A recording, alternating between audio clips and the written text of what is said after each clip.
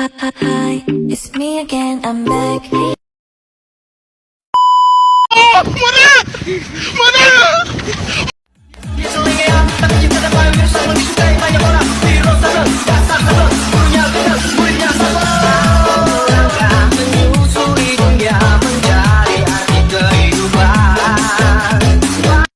Tapi bohong.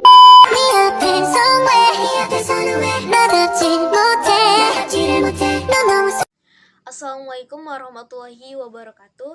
Perkenalkan, nama saya Maharani, kelas 10-3. Sebelumnya di sini saya akan menjelaskan pengertian hikayat, unsur-unsur hikayat dan jenis-jenis hikayat. Hikayat adalah jenis karya sastra lama Melayu berbentuk prosa yang berisi cerita, undang-undang dan silsilah bersifat rekaan, keagamaan, historis, biografis, atau gabungan sifat-sifat itu. Biasanya, hikayat dibaca untuk pelipur lara, membangkitkan semangat juang, atau sekedar meramaikan pesta. Hikayat memiliki dua unsur utama. Yang pertama, unsur intrinsik adalah yang membangun cerita dari dalam, yaitu tema, latar, alur, amanat, tokoh, watak, sudut pandang, dan gaya bahasa. Yang kedua, unsur ekstrinsik adalah yang membangun cerita dari luar, yaitu latar belakang agama, adat, budaya, nilai, dan norma kehidupan. Jenis-jenis hikayat. Hikayat memiliki dua jenis. Yang pertama, jenis hikayat berdasarkan isinya, yaitu cerita rakyat, cerita dari Jawa, epos India, cerita Islam, sejarah, biografi, dan cerita bertingkat. Jenis hikayat berdasarkan asalnya, yaitu Melayu asli, cerita dari Jawa, Hindu atau India, Arab, dan Persia. Sekian penjelasan tentang pengertian hikayat, jenis-jenis hikayat, dan unsur-unsur hikayat dari saya. Terima kasih. Alkisah pada zaman dahulu terdapat sebuah kerajaan Kompas Syahril yang dipimpin oleh seorang raja bernama Indra Bungsu. Ia adalah raja yang bijaksana dan memiliki permaisuri yang sangatlah cantik.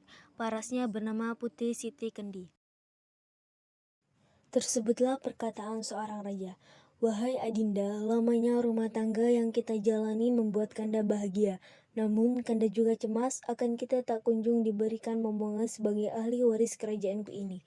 Begitu juga yang sedang Adinda cemaskan Kanda. Sudah Dinda coba meminta tolong kepada beberapa tabib, namun Dinda tak kunjung juga mengandung. Maka pada suatu hari itu, ia pun menyuruh orang membaca doa dan bersedekah kepada fakir miskin. Beberapa lamanya, Tuan Putri Siti Kendi pun hamil dan melahirkan dua orang putra laki-laki. Adapun yang tua keluarlah dengan panah dan yang muda dengan padang. Maka Baginda pun amat sukacita dan menamai anaknya yang tua Syapri dan anaknya yang muda Indra Bangsawan. Kemudian, dua anak Baginda yang kini sudah beranjak dewasa telah menjadi pemuda yang gagah. Tidak tahu siapa yang akan jadi pengganti raja di negeri ini. Baginda menceritakan mimpinya kepada kedua anaknya.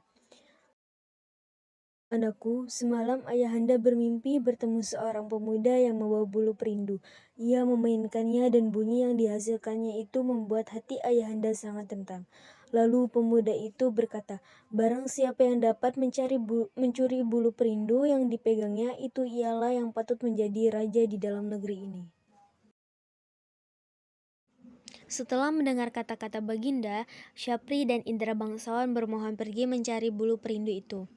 Mereka mulai memasuki hutan, naik turun gunung, masuk keluar rimba, menuju ke arah matahari hidup. Setelah semalaman, mereka berkeliling hutan. Hujan pun turunlah dengan angin ribut kelam kabut, gelap gulita, dan tiada kelihatan barang satupun. Maka Syapri dan Indra Bangsawan pun berpisah setelah teduh hujan ribut.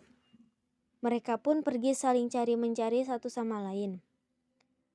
Syapri hanya bisa menyerahkan diri dan berjalan dengan sekuat-kuatnya. Beberapa lama di jalan, sampailah ia kepada suatu taman dan bertemu sebuah mahligai. Ia naik ke atas mahligai itu dan melihat sebuah gendang tergantung.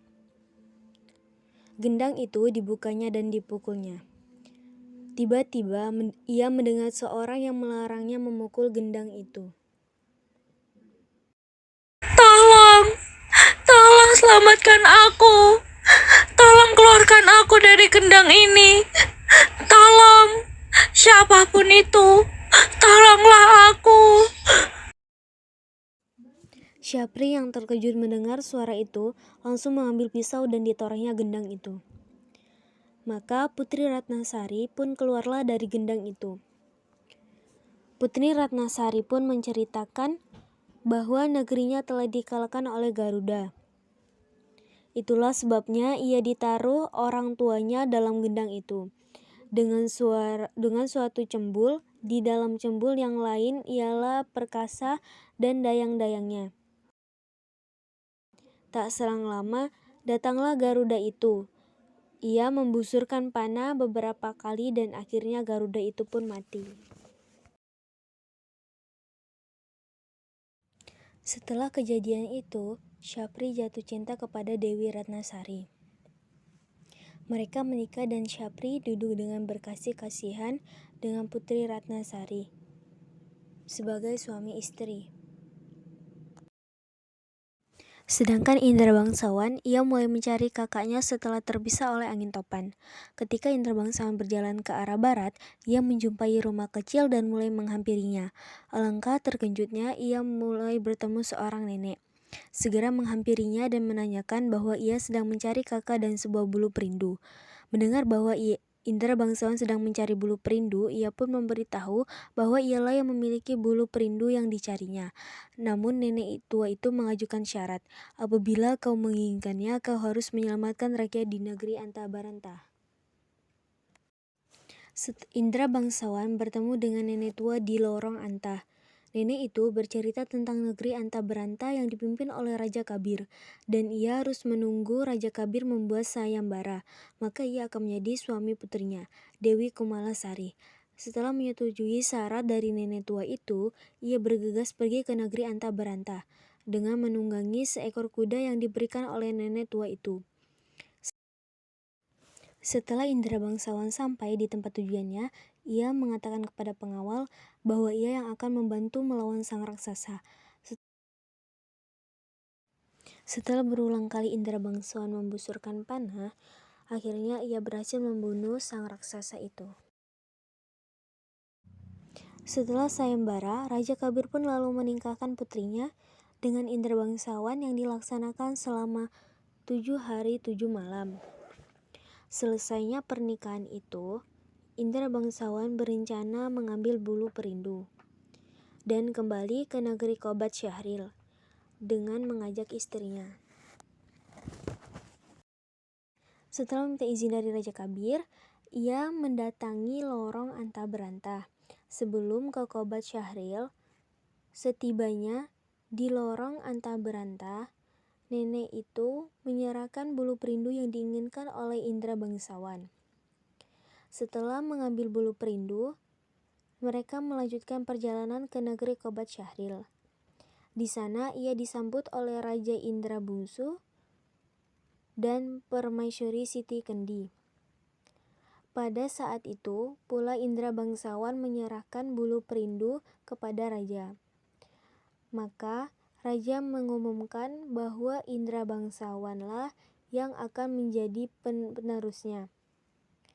Mengetahui adiknya mendapatkan bulu perindu, Pangeran Syapri merasa bangga, dan kedua saudara itu